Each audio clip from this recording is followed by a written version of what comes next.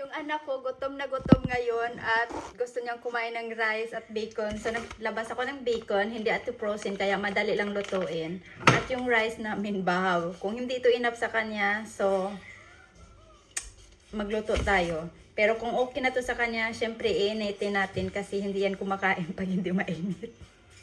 Napipili na talaga niya na maganda yung kain pag mainit. Kasi ganun din ako. Like mother, like son. So ngayon, hatiin lang natin ito para mas madali lutuin. Come here. Is this enough? Is ka balibarma? Ilires ka lagi? Okay. Gusto pa niya ng more, kaya gagawa ako ng more. Gusto niya ng more. For a big man. Sabi niya, maliit lang daw ito sa malaking katulad niya. May munggo ako. Yung ulam ko. Nilagyan ko ng coconut milk, pero ayaw niya. So, hindi kasi siya kumakain ng beans. At kahit vegetables, only broccoli lang yung kinakain niya. So, ito po yung ginagawa ko sa bacon pag bumibili ako or pag magluluto ako. Hati ko talaga siya kasi mataas kasi, tapos yung ano namin, yung lutuan, maliit lang of course. So, para easy kong gawin. Yan. Ganyan.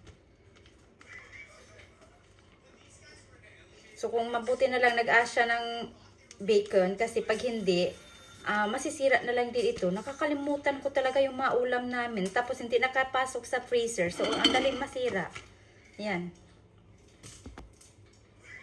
Na-learn siyang kumain pala ng bacon. It's because, last time kumain ako, talagang pinatikim ko sa kanya.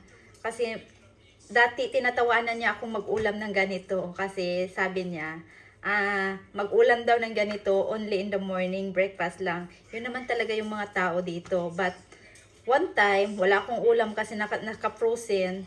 Ito lang yung dito sa rip. So, tapos pinatikim ko siya. Sabi niya masarap. So yun, natuto na siya. So alam kasi niya is easy talaga, easy way or easy na gumawa ng pagkain pag ganito madalian, bacon. Kaya nag-asya ng bacon. Kaso nga lang walang rice, so magluto pa ako. So, ito na po yung rice natin. Ito na siya. Tapos, malapit na naluto. Tapos, ito yung bacon natin. Ito na lang natin niluto. Hindi na ako nagbuha ng ano. Ito na lang dito ko niluto. Kasi, ay, malaking kaldero na sa ito. Kukuha pa ako ng kawa. Ang takot talaga ako sa pag mag-ano na yung oil talaga. Naku, takot na takot ako.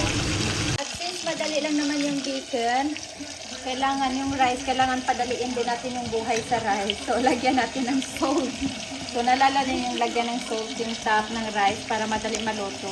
Kasi gutom na siya at late na kasi, matulog na kami. Kaya yan, ginawa na namin yan. Lahat para madalian.